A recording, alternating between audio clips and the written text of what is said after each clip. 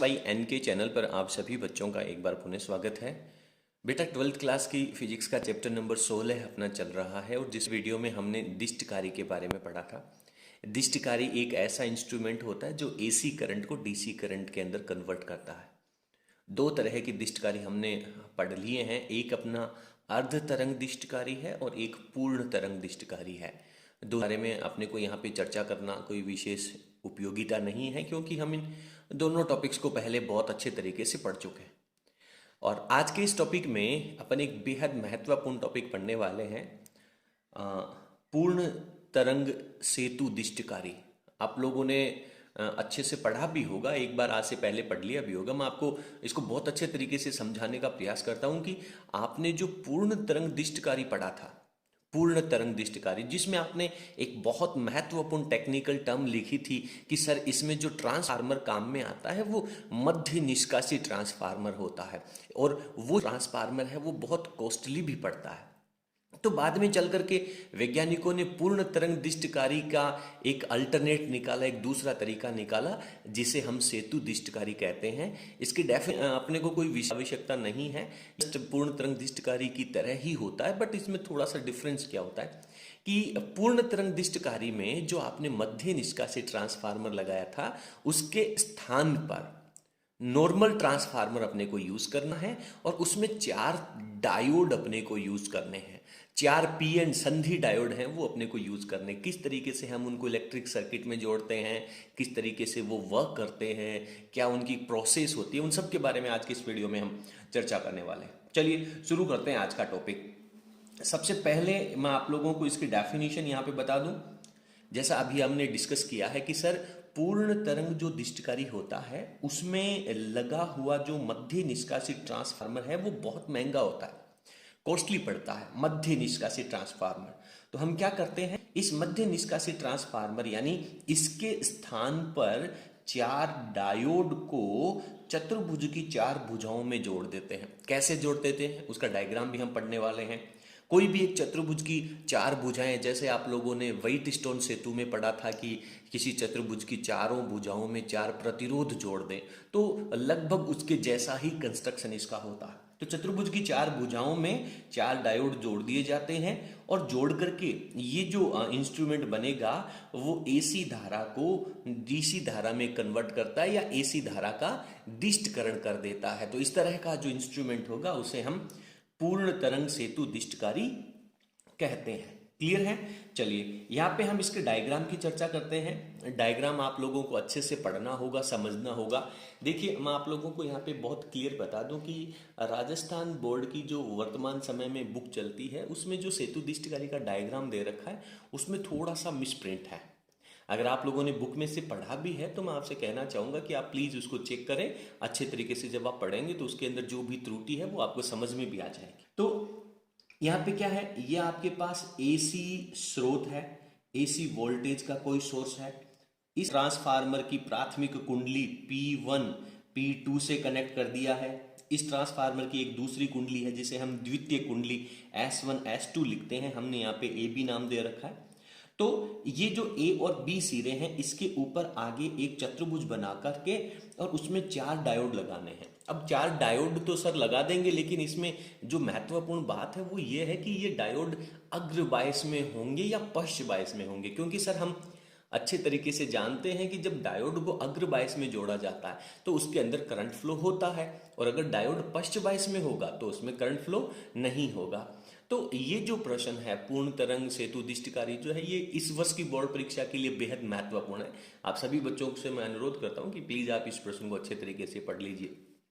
ठीक है, तो यहाँ जो डायोड अपन लगाते हैं इसकी वर्किंग के अंदर जब अपन चलेंगे तो आपको ये बहुत अच्छे से समझ में आ जाएगा।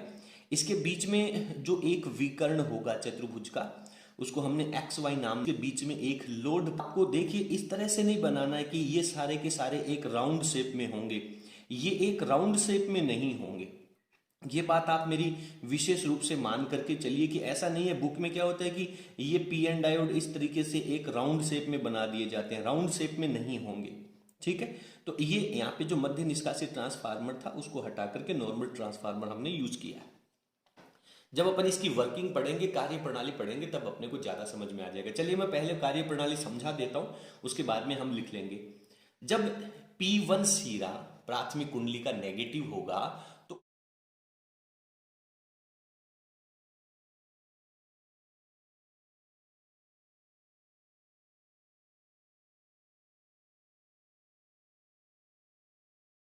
और उस समय द्वितीय कुंडली का ये जो सिरा है वो अपना पॉजिटिव हो जाएगा, ठीक है। और जब ये वाला सिरा जब पॉजिटिव होगा तो उसके साथ में ये नीचे वाला सिरा इस द्वितीय कुंडली का नेगेटिव होगा।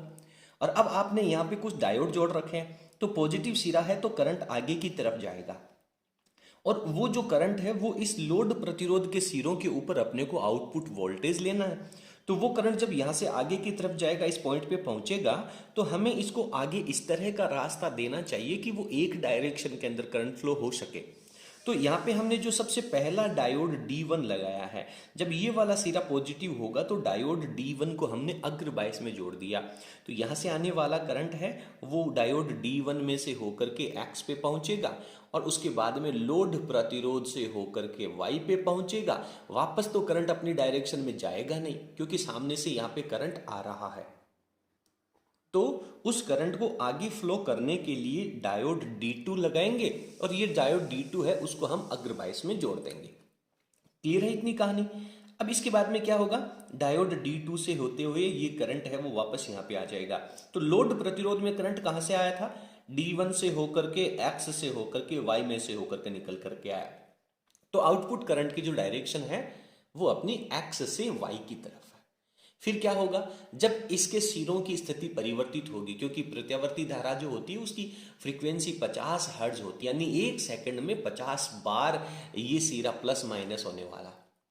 तो अब की बार जब ये जो P1 सिरा ये जब पॉजिटिव हो जाएगा, तो उस स्थिति में A जो सिरा इसके साथ वाला वो नेगेटिव होगा, और जब A नेगेटिव होगा तो B पॉजिटिव होगा, और जब B पॉजिटिव होगा तो अब की बार जो करंट है वो यहां की तरफ जाएगा, और करंट यहां से आगे की तरफ जाएगा। तो ये जो D1 है जिसमें से पिछली बार करंट फ्लो होकर के आ रहा था, वो अब फर्स्ट बायस में हो जाएगा। तो इस करंट को आगे तो जाने के लिए रास्ता चाहिए, तो इसके लिए हम क्या करते हैं, डायोड D3 जोड़ देते हैं, और डायोड D3 है वो अपना अग्र बायस में होगा।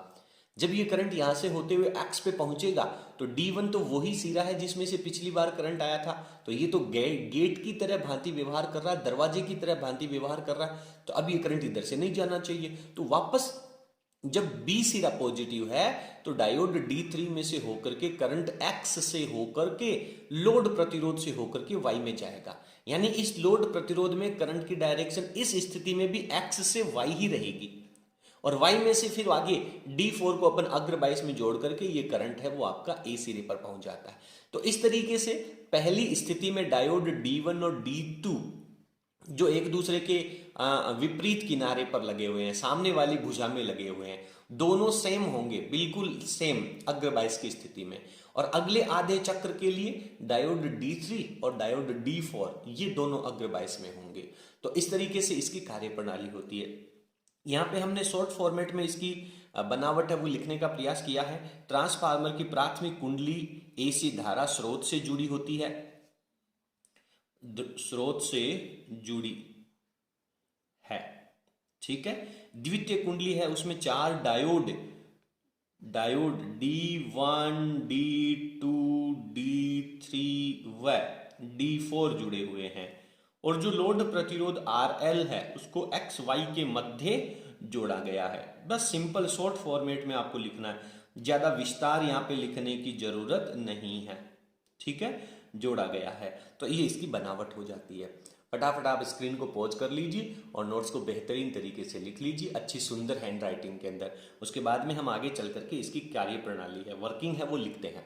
देखिए जब वर्किंग अपन लोग लिखेंगे उस समय ये जो डायग्राम है वो थोड़ा चला जाएगा, इसलिए इस डायग्राम को आप अपनी में कॉपी में पढ़ते हुए कार्य प्रणाली लिखनी है, ठीक है।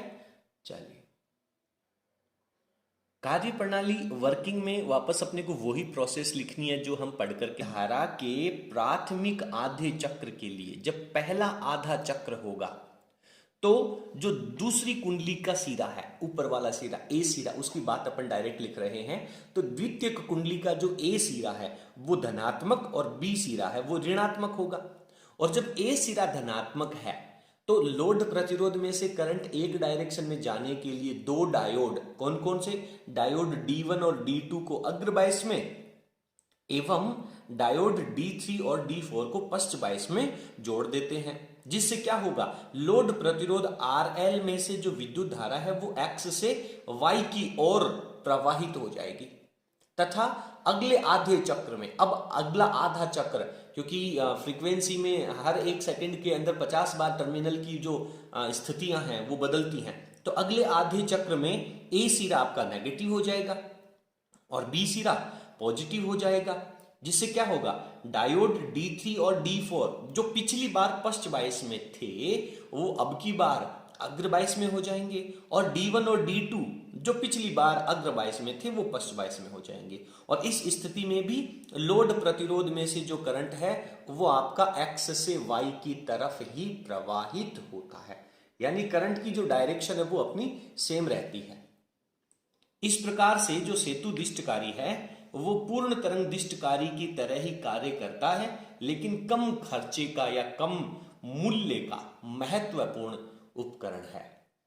तो उम्मीद करता हूं कि पूर्ण तरंग दिष्टकारी, अब हाँ, इस साथ में इसका जो निवेशित तरंग चित्र और निर्गत तरंग चित्र जो है, जो आप लोगों ने पूर्ण तरंग दिष्टकारी के डेरिवेशन में टॉपिक में पढ़ा है, एज इट इज सेम का सेम आने वाला है, क्योंकि आप पढ़ रहे हैं कि लोड प्रतिरोध में से पहला आधा चक्र है वो भी X से Y की तरफ जा रहा है, दूसरा आधा चक्र है वो भी X से Y की तरफ ही जा रहा है, तो एक ही डायरेक्शन में होने की वजह से डीसी करंट अपन इसे कहने वाले हैं। तो इसका जो डायग्राम है वो आप पूर्ण तरंग दिष्टकारी से लेकर के यहाँ पे लिख लेना, ठीक है।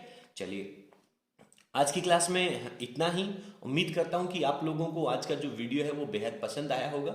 अगर आपको वीडियो पसंद आया हो तो प्लीज़ आप वीडियो को लाइक करें और इसे अपने सभी फ्रेंड्स के साथ शेयर जरूर करें। बहुत बहुत धन्यवाद। सुबह की रिवीजन क्लास 9:30 बजे से होती है। सभी बच्चों से अनुरोध है कि कृपया रिवीजन क्लास को ज्वाइन करें और शाम को MCQs की 9:30 बजे 9:30 के ऊपर लाइव क्विज होती है, उसको भी आप सभी बच्चे हैं वो मुख्य आवश्यक रूप से जब आप उसे ज्वाइन करेंगे तो निसंदेह आप लोगों का बहुत बेनिफिट होने वाला, ताकि हम लोग जो एक उद्देश्य लेकर के, एक टारगेट लेकर के चल रहे हैं वो फुलफिल हो सके। चलिए, बहुत बहुत धन्यवाद। Thank you.